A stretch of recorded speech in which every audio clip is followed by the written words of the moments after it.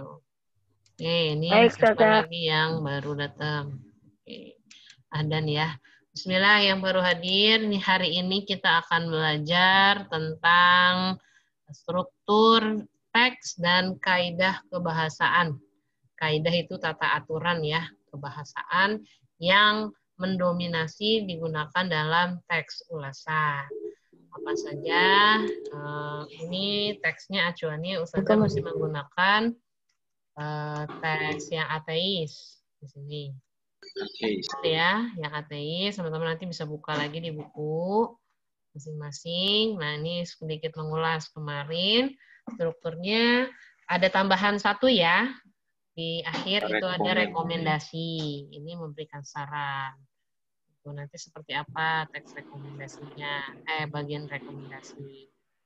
Jadi ada identitas karya, orientasi, sinopsis, analisis, evaluasi, dan rekomendasi.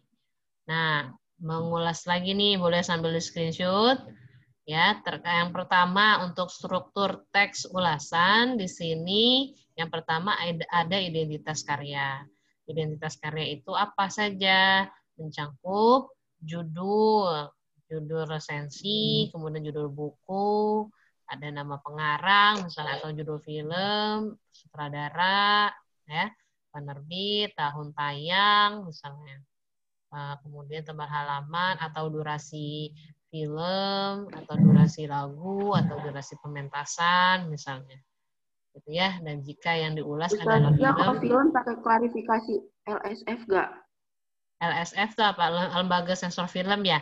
Ya, kalau bisa Iya. diusahakan di lembaga sensor filmnya tuh ini usia untuk berapa ditontonnya. Gitu sudah lulus sensor ya kan, tapi lulus sensornya untuk usia berapa itu lebih baik dicantumkan dalam tes ulasan. Gitu, itu namanya identitas yang melekat pada karya, data diri yang melekat pada karya. Sama kalian, kalau identitas diri kalian kan ada nama, alamat, tempat tanggal lahir, nomor telepon, gitu kan, makanan favorit, minuman favorit, gitu. Nah, intinya seperti itu identitas. Nah, selain ini contohnya misalkan di dalam, gimana, Ibnu? Lanjut dulu ya. Nah, ini contohnya kalau di buku kalian kan ada tuh ya, kalau sambil dibuka buku paketnya, ada contoh di dalam teks ulasan yang judulnya ateis, novel ateis, karyanya Pak Ahdiat Kamiharja. Dan di sini di bagian paling awal, di atas itu ada yang disebut dengan identitas karya. Gitu. Kemudian yang kedua strukturnya adalah orientasi. Orientasi ini apa? Orientasi ini berisi tentang pengenalan atau tentang gambaran secara umum mengenai sebuah karya, baik itu film, buku, dan yang lain-lain. Nah, pada bagian orientasi ini biasanya menjelaskan tentang keberadaan suatu karya, ya, yang mendapat penghargaan misalnya ataupun perhatian dari masyarakat pada saat itu misalnya cukup besar perhatiannya ya. Misalnya contohnya yang di dalam naskah ulasan novel ateis ya. Ini masih loading dari Ustazah.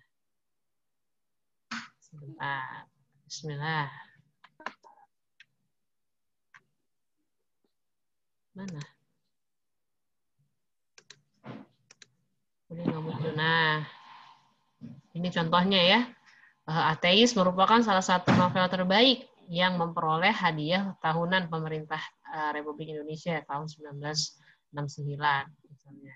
Itu kan sepintas ya gambaran umum tentang novel tersebut dari segi penghargaan atau apresiasi atau jadi pusat perhatian masyarakat pada tahun terbitnya. Kenapa? Itu disebut bagian orientasi. Contohnya. Kemudian di struktur yang keberapa nih? Sinopsis. Ketiga.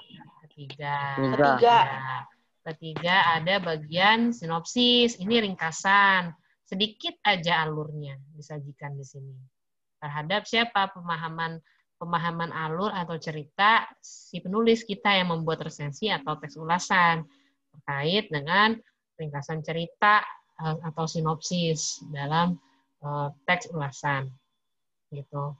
Kemudian lanjut lagi ada, nah ini contohnya kalian bisa baca lah ya. Kalian bisa buka lagi di buku paketnya atau di buku elektroniknya. Kalau nggak punya, bawa buku cetaknya. Ada contoh, misalnya di sini kan dia di bagian sinopsis ya, bagaimana gambaran sinopsis dalam teks ulasan. Novel ini menceritakan perjalanan hidup si tokoh Hasan dari kecil. Nah, intinya ada alur dan ada konflik yang disajikan. Bukan diceritakan dari awal sampai akhir, tapi gantung, tapi sudah ada bocoran, misalkan tokohnya siapa, konfliknya, si tokoh berkonflik dengan apa. Intinya sih seperti itu. Sinopsis gambaran umumnya saja. Gitu. Ya. Kemudian struktur selanjutnya habis sinopsis, struktur yang berapa? Ada analisis. Analisis ini lebih dalam lagi. Kalau tadi sinopsis kan gambaran umum ya. Tapi kalau analisis ini kita sudah memberikan pemaparan tentang keberadaan unsur-unsur cerita, ya. Kalau di film, misalnya tokoh utamanya, pemeran utamanya, atau tokoh sampingannya, siapa yang mendukung, siapa yang berkonflik, misalnya seperti itu. Bagaimana dan alurnya sedikit saja itu sudah mulai ada kritis, mengkritisi alur. Misalnya di Keluarga Cemara kemarin apa? Ada bagian editing yang kurang rapi sehingga bagiannya loncat-loncat. Itu kan sudah merupakan analisis. Kemudian dari segi pemeran tokoh di dalam film, pemilihan tokohnya gimana, sutradaranya. Sebagai itu sudah bagian analisis. Nah, yang hampir terakhir adalah bagian evaluasi, ya. Kemudian rekomendasi ini sifatnya bisa pilihan sih, tapi ada ya di dalam teks ulasan. Bisa tersirat maupun tersurat. Tersurat itu misalkan kalian langsung tuliskan, tersirat itu ya tidak secara langsung gitu maksudnya. Nah, evaluasi di sini apa? Pemaparan tentang kelebihan dan kekurangan suatu karya. Nah, evaluasi dan rekomendasi ini bisa jadi satu paragraf. Kalian sudah bisa memaparkan kelebihannya, itu lebih banyak atau lebih sedikit dari kekurangannya, sehingga kalian bisa merekomendasikan bahwa misalkan film Keluarga Cemara ini layak untuk kalian tonton, saksikan bersama keluarga, bersama dengan keluarga, misalnya karena apa? Gitu. Karena misalkan mendidik kita atau memberikan edukasi kita tentang nilai-nilai kekeluargaan atau nilai-nilai kehidupan yang lainnya. Begitupun sebaliknya, misalnya kalau banyak kekurangan, berarti rekomendasinya gimana? Seharusnya apakah kita menikmati film tersebut atau tidak. Intinya kita memberikan sikap kalau direkomendasi gitu. Nah, sekarang Ustazah akan coba menjelaskan lagi dari segi unsur kebahasaan. Sampai sini ada yang mau ditanyakan dulu untuk struktur? Oke, kalau tidak ada Ustazah lanjut ya. Ustazah. Balik lagi ke sini. Ustazah lanjutkan tentang unsur kebahasaan. Kaidah kebahasaan atau tata aturan dari kebahasaan yang digunakan dalam teks ulasan. Yang pertama itu ada penggunaan konjungsi penerang. Apa itu konjungsi penerang? Konjungsi penerang adalah kata penghubung. Konjungsi itu kata penghubung ya. Kata penghubung yang berfungsi sebagai penerang kata yang diikutinya. Misalnya kata bahwa, yakni, dan yaitu. Tuh, kata konjungsi penerang. Nah, di sini konjungsi penerang tadi ada kata bahwa, yakni, yaitu. Silakan di screenshot dulu ya. Nanti bisa kalian catat untuk bantu mengulang lagi. Ya, siapa nih yang coret-coret?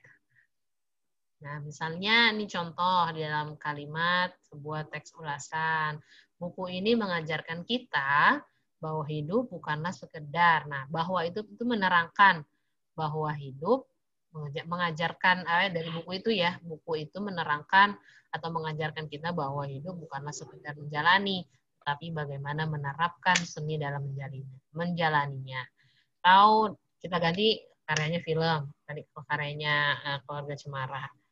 Gitu. Kalau ada kata bahwa, yakni, yaitu, berarti kalimat itu menggunakan konjungsi penerang. Oke. Saja belum bisa baca chatnya dulu ya, lagi menjelaskan. Nah, intinya konjungsi ini membantu kita untuk menginterpretasi atau memberikan suatu pemahaman terhadap resensator. Resensator ini siapa? Yang menulis teks ulasan, resensator. Oke, selanjutnya. Nah, ini contohnya kalau ada di dalam teks ulasan ateis. Misalnya Hasan merasa bahwa semua itu terjadi karena perbuatan Anwar.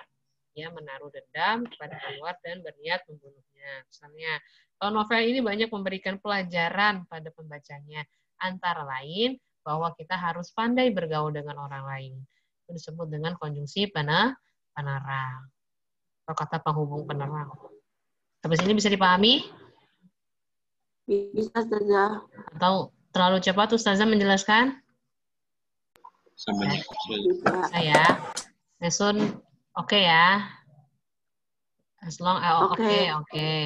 Kemudian yang kedua, kaidah kebahasaannya yang banyak kita temui di dalam teks ulasan itu adalah konjungsi temporal. Udah pernah dengar belum konjungsi temporal?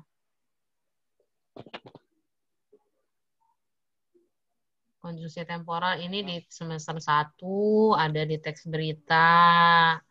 Konjungsi temporal atau kata penghubung yang menerangkan waktu gitu ya, menunjukkan waktu, menyambung peristiwa berbeda berkaitan dengan waktu ya, kata penghubung yang menyambungkan peristiwa satu dengan peristiwa yang lainnya di dalam teks yang berkaitan dengan waktu. Misalnya apa? Temporal. Tempo itu waktu ya.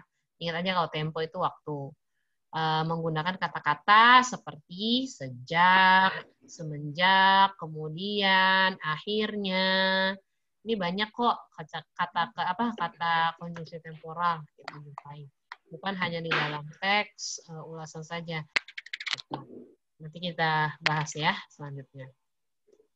Oke. Selanjutnya ini ya lebih jelasnya lagi. Misalnya contohnya dalam teks temporal, konjungsi temporal misalnya. Sejak terbitnya buku ini, para penggiat sastra dicengangkan dengan bentuk sajak yang keluar dari aturan puisi misalnya. Sukses dengan Laskar Pelangi, kemudian menampilkan kejutan-kejutan lain dalam novelnya yang berjudul Sang Pemimpi. Ada yang lain lagi, misalnya ada kata konjungsi lalu, kemudian, sejak, akhirnya, intinya menerangkan waktu konjungsi. Nah, misalnya nih contoh kalimat yang lainnya. Pagi ini kami belajar bahasa Indonesia, kemudian belajar bahasa Inggris, misalnya. Nah, konjungsi temporalnya apa berarti di sini? Contoh kalimat ini. Kemudian. Iya, kata kemudian. Betul sekali. Nah, ada lagi yang ketiga.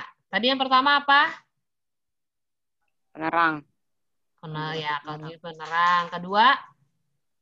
Temporal. Yang ketiga, konjungsi penyebaban atau konjungsi sebab akibat.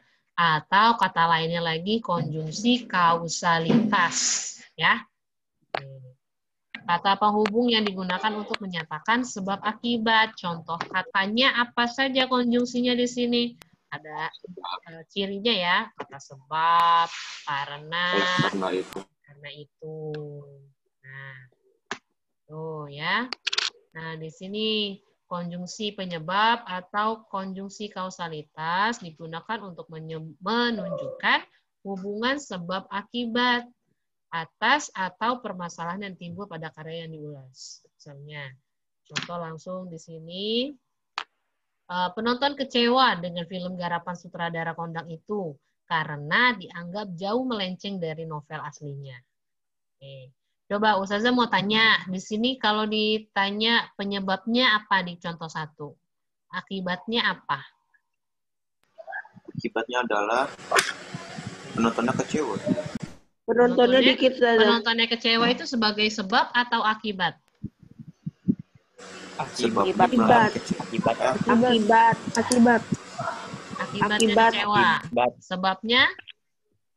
Sebabnya melenceng dari novel. melenceng dari novel alurnya. aslinya. Oke. Yang contoh nomor 2 gimana? Novel ini banyak diminati oleh kalangan remaja. Sebab penulis menggunakan pendekatan bahasa dan tema cerita yang identik dengan dunia remaja. Akibatnya apa di sini? Akibatnya novelnya Diminati. Sebabnya menggunakan bahasa dan tema yang identik dengan dunia remaja. Oke, udah paham nih ya konsepnya untuk sebab akibat. Sebab itu sebagai aksi, akibat itu reaksinya. Aksinya tadi novelnya filmnya melenceng misalnya. Akibatnya penonton kecewa reaksinya gitu. Begitupun dengan novel. Karena dia menggunakan bahasa yang dekat dengan remaja misalnya, ya kan, reaksinya diminati oleh banyak kalangan misalnya. Nah, ini konsepnya dari konjungsi penyebab atau konjungsi kausalitas. Dia sebab akibat. Oke, selanjutnya ada pernyataan atau kalimat yang merupakan pernyataan berupa saran atau rekomendasi. Dengan kata kuncinya ada kata jangan, harus, hendaknya. Nah, contohnya misalnya di nomor 1, untuk bisa merasakan nuansa klasik di Yogyakarta, pembaca harus, ada kata harus memiliki buku ini sebelum ludes di pasaran.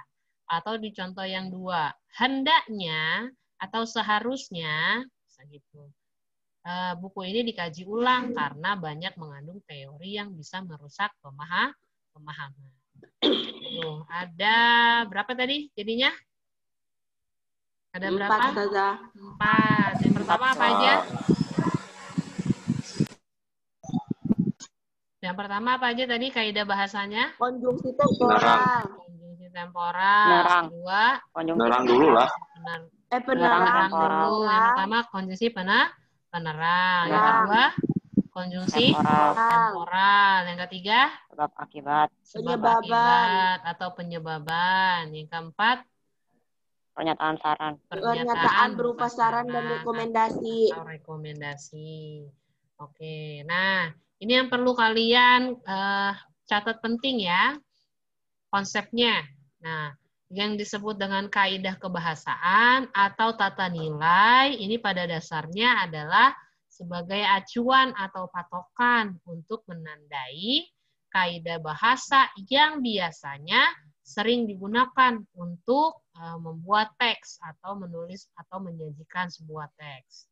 Artinya apa? Bukan berarti tadi konjungsi temporal, penerang, kemudian konjungsi kausalitas atau penyebaban dan pernyataan saran itu mutlak adanya di dalam teks ulasan. Tapi bisa ada kita temukan di dalam teks yang lainnya saat kalian baca. Misalnya kalian ketemuin teks konjungsi temporal misalnya di sini ya. Konjungsi temporal kita bisa temukan selain di teks ulasan ada di teks cerita fantasi yang sudah kita pelajarin di kelas 7. Kemudian di teks prosedur di kelas 8 ya semester lalu kemarin. Ini kan ada selanjutnya, kemudian, akhirnya gitu kan ya. Begitupun juga kausalitas ya, bisa kita temukan di teks-teks yang lainnya. Jadi yang tadi, keempat tadi bukan mutlak hanya ada kita temukan di dalam teks ulasan, tapi di berbagai teks. Karena namanya kaidah, ya ada tata aturan. Semua teks itu pasti ada tata aturan penggunaan bahasanya. Masing-masing punya ciri khas. Gitu. Ya, sampai sini ya. Ada yang mau ditanyakan teman-teman? Ada? Tidak, saya. Sudah baca chat dulu deh. Apa nih? Ramai bener nih. Apa itu SS screenshot?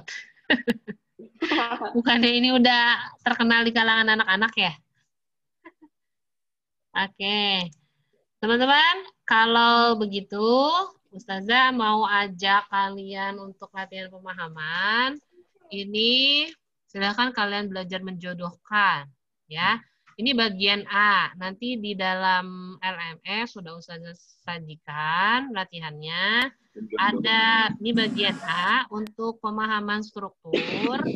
Ada 6 soal. Ini tidak perlu kalian catat ulang, tapi langsung jawab saja. Misalnya tulis bagian A. Nomor 1, misalkan ini potongan paragraf. Ini dijodohkan dengan kolom yang kanan. Ada bagian identitas, orientasi, sinopsis, gitu ya. Misalnya nomor 1 Itu tinggal jodohkannya. digarisin apa enggak saja? Gimana? Kalian nanti tulis saja. Misalnya jawabnya gini. 1, misalnya dia evaluasi. Tulisnya 1, evaluasi. 2, F, rekomendasi, misalnya. Bagian A. Ya. Ini ada 6 soal. baik. Ya. Nanti selanjutnya bagian mencocokkan lagi, menjodohkan juga sih ya bahasanya. Nah, di sini kalian tentukan. Di sini kan di sebelah kiri ada contoh kata. Ada kata sebab, hendaknya, semenjak, kemudian, yaitu. Nah, kalian cocokkan nih di bagian kaidah kebahasaan. Masuk ke kategori yang mana? Sama, ini bagian B nanti ditulis nomor 1. Misalnya dia konjungsi C, konjungsi penerang ditulis. Itu aja ada 5, jadi 11 soal yang bisa coba kalian latihan untuk pemahaman daya serap dari penjelasan Ustazah hari ini. Itu sampai sini ada yang mau ditanyakan kembali atau tidak? Kalau tidak. Maksimal dikumpulin kapan saja? Nanti bisa dilihat di LMS ya. Saja siapkan dulu ya di LMS-nya. Tinggal di-import nanti tugasnya. Itu aja. Kayaknya langsung bisa deh selesai setelah ini hanya menjodoh-jodohkan aja gitu. Ya siapa tahu nanti yang selesai menyelesaikan tugas hari ini jodohnya ketemu gitu ya. Masih jauh ya? Lama saja. Masih lama. Iya. Ya intinya mudah-mudahan Allah mudahkan pemahaman. Soalnya ntar masa depannya masih lama. Oh, jangan dong Fajri. Ya mudah-mudahan di waktu yang tepat. Ya intinya bagi teman-teman yang berusaha menyegerakan, mudah-mudahan tugasnya gitu ya. Mudah-mudahan Allah bantu semuanya untuk pemahaman dan lain sebagainya. Siapa tahu hajatnya juga, yang lainnya juga Allah bantu lebih cepat ya. Nggak lebih cepat, nggak lebih lambat sih sebenarnya. Kalau yang udah takdirnya mah, udah itu yang pasti yang terbaik. Begitu kalau dari Ustazah hari ini. Gimana teman-teman? Ada Rafa, Raihan, Zaki, alhamdulillah nih ya. Hampir semuanya hadir. Iya, ada Afif, Ihsan, Ridho. Siapa yang nggak hadir? Satu lagi. Yang nggak bisa gabung. Ashraf. Iya, ada 16 orang. Alhamdulillah. Lebih banyak. Lagi siapa? Arkan nggak saja? Oh iya, Arkan ya. Kalian jumlahnya berapa sih? 18 ya? 17. Oh, 17. Iya, Arkan. Mungkin dia bergantian dengan adiknya atau yang lainnya. Itu terima kasih. Kalau tidak ada yang ditanyakan lagi, ya silakan diuji coba latihannya. Nggak sampai 10 menit kayaknya ngerjainnya deh. Gitu. Paling ngirimnya ya nanti ya. Ya mudah-mudahan lancar ya dalam pengirimannya. Kalau ada kendala boleh disampaikan. Gitu. Dan tadi yang di tugas 2, silakan teman-teman disimak lagi videonya yang belum, dicatat informasi pentingnya yang intinya mendukung untuk menyajikan ada struktur semuanya tuh yang disajikan di dalam tes ulasan. Begitu ya dari Ustazah. Kalau tidak ada lagi kita cukupkan dengan hamdalah. Alhamdulillahirabbil alamin. Ya, ini Fajri jangan cukup ditulis C doang ya, tapi ditulis ini juga keterangannya, maksudnya C dia bagian rekomendasi kah, C bagian orientasi kah, maksudnya keterangannya ya. Iya, Ustazah. Oke. Itu hanya contoh, Ustazah. Kita cukupkan dengan membaca doa kafaratul majlis. Subhanakallahumma wa bihamdika. Subhanakallahumma wa bihamdika.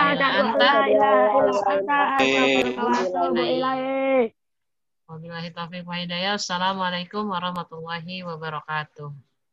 Ini recordingnya Waalaikumsalam insya Allah Ustazah warahmatullahi masukkan wabarakatuh. lagi di YouTube, nanti bisa disimak lagi sama teman-teman kalau Wabarakatuh. belum paham.